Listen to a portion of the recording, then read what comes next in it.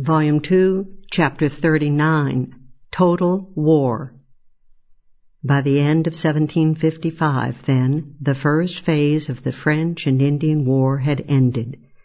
British and Virginian attacks on Fort Duquesne had been smashed, as indeed had all the aggressive expeditions against the French, except the campaign against Fort Beausejour in New Brunswick, a victory followed by the expulsion of the entire peaceful French population of Nova Scotia.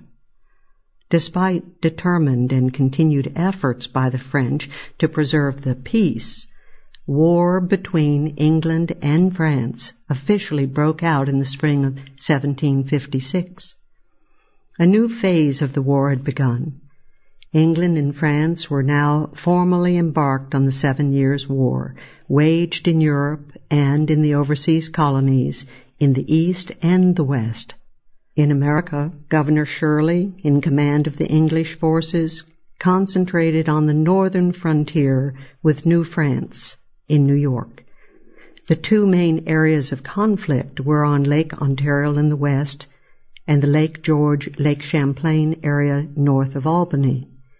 But Shirley had his troubles at the two English western forts of Oswego and Ontario, which were racked by disease, lack of provisions, lack of money for soldiers' pay, and near mutiny and mass desertions.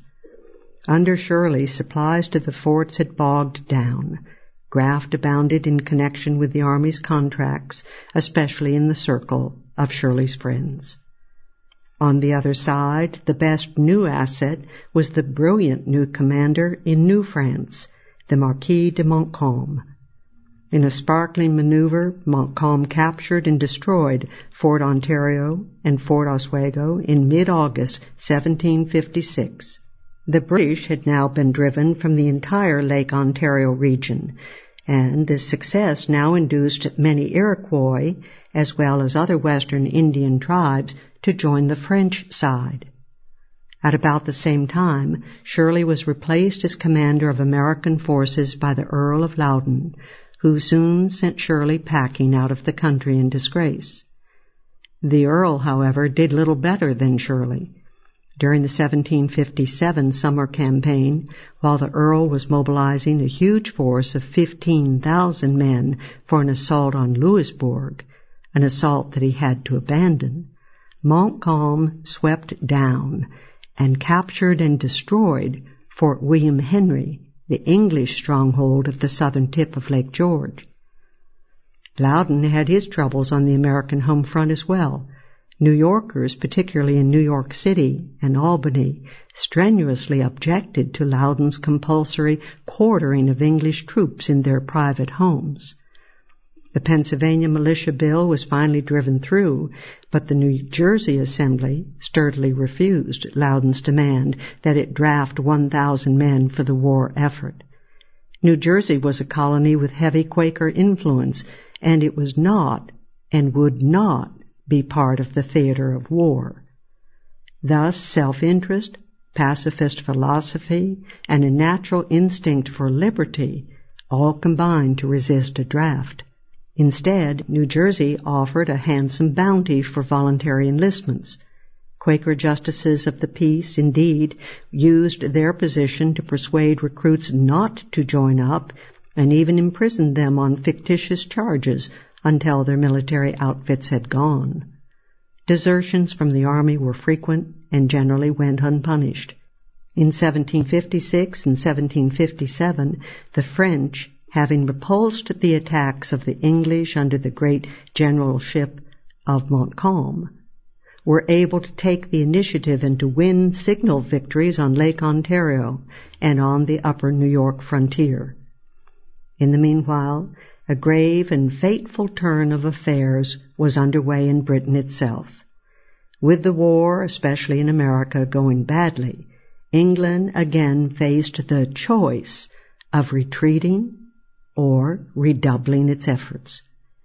It chose charisma and William Pitt, the half-crazed arch-warmonger of them all.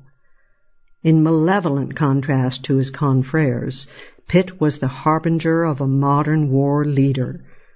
Other European statesmen were content to fight for limited objectives and to indulge in an unedifying, but at least a not fatally destructive, jockeying over the balance of power. But Pitt, in his appetite for power, plunder, and imperial glory, was satisfied with nothing less than total victory, pursued by total mobilization and an all-out drive to crush the enemy without quarter.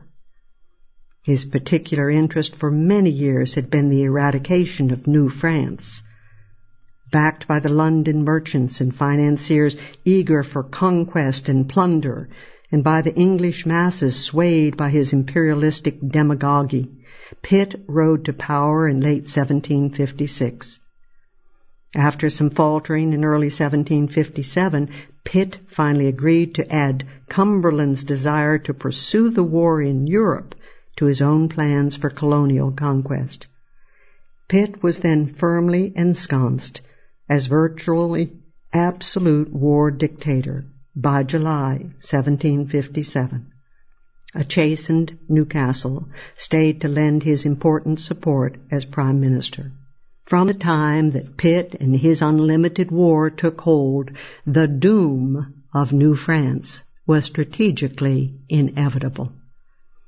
Already critically short of provisions, the French in America were soon faced with an overwhelming and ever-increasing disadvantage in men and resources. All Montcalm could do, which he did superbly, was to hold on as long as he could and hope for peace to be made in Europe. At the end of 1757, Loudon was succeeded as commander-in-chief by General James Abercrombie, and Pitt proceeded to mobilize overwhelming numbers against the French. The British were to pay for arms and ammunition and partially pay the expenses of the colonial troops.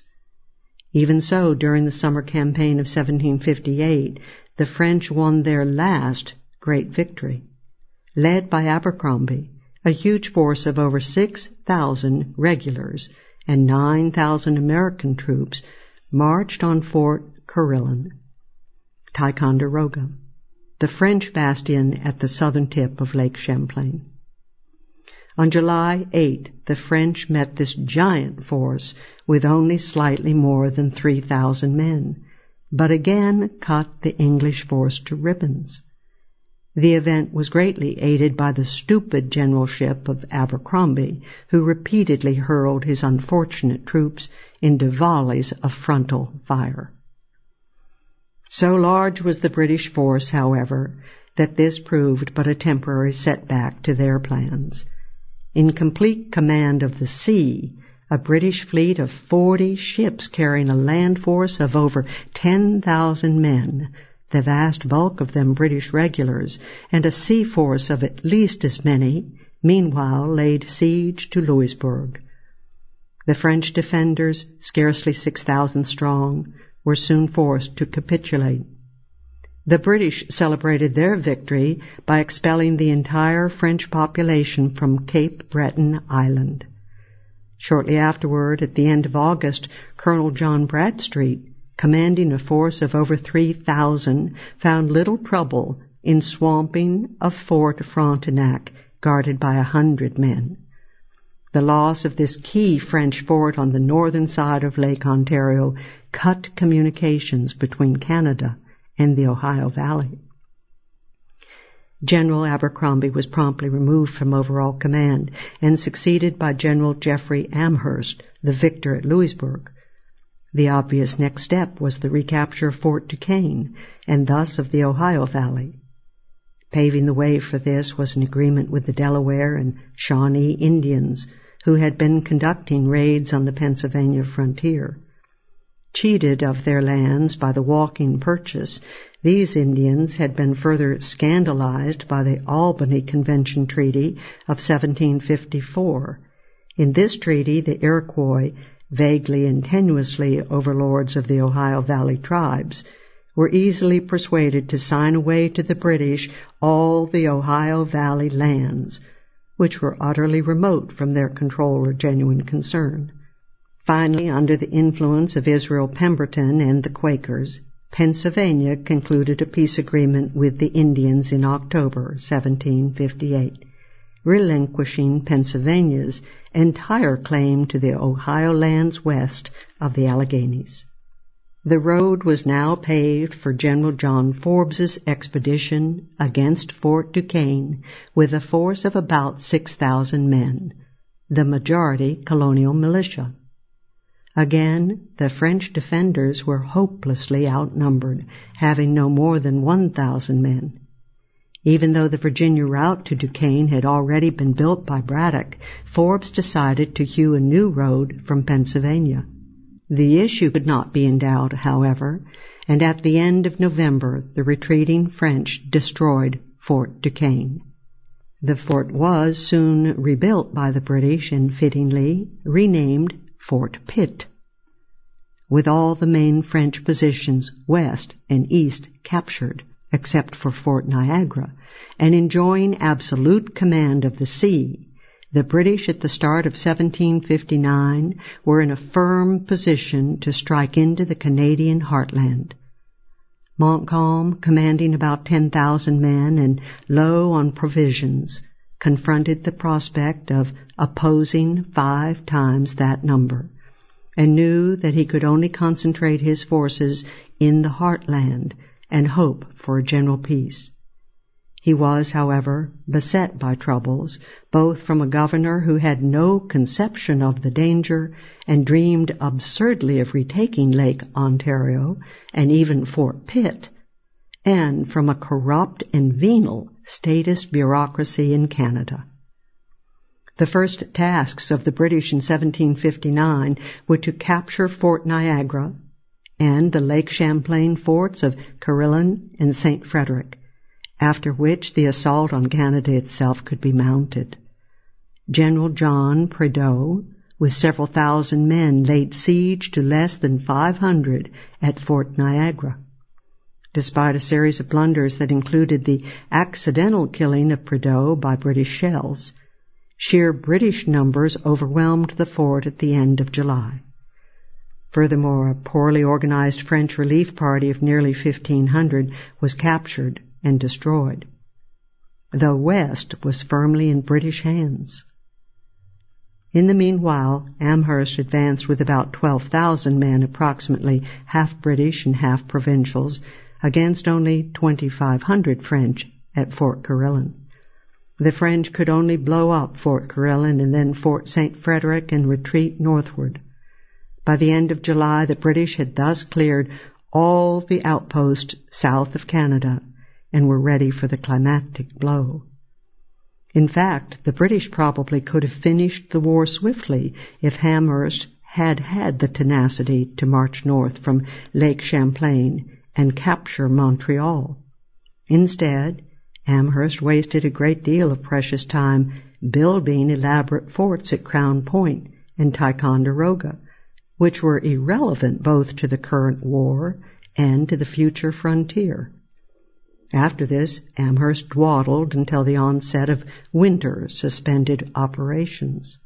While Montreal was to remain as the major British effort of the following year, the climactic battle of the war was achieved in the capture of Quebec, the goal of so many British expeditions since the 17th century. In June 1759, a force of about 9,000 under young General James Wolfe launched an amphibious campaign up the St. Lawrence.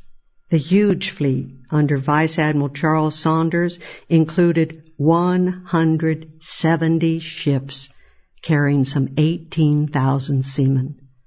A hard-line militarist and imperialist, Wolfe had nothing but the utmost contempt for Americans, French, or Indians, and he wantonly destroyed and devastated the French settlements as he went.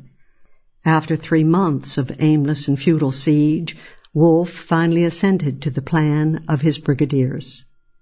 With a force of 3,500 men, he executed a surprise maneuver to ascend to the Plains of Abraham near Quebec, where he routed the slightly smaller force of Montcalm's. Quebec's surrender was a matter of a few days. By the middle of September, the seat of French power in the New World had fallen. Despite the loss of Quebec and of the great Montcalm, who had also fallen at the Plains of Abraham, the amazing French fought on. The new French commander, the Chevalier de la Ville-Lorraine, even administered a drubbing to the British forces the following spring. The British, too, had a new commander, General James Murray, for Wolfe had also been killed at the Plains of Abraham. The French, indeed, might well have recaptured Quebec, but once again numbers prevailed, and a British relief party turned the tide. Finally, three forces converged on Montreal: Murray from Quebec, Amherst up the St. Lawrence from Lake Ontario, and Colonel William Haviland up the Richelieu River from Lake Champlain. Montreal finally fell on September 8, 1760. The British had succeeded in conquering all of Canada. The war with the French, so far as America was concerned, was over.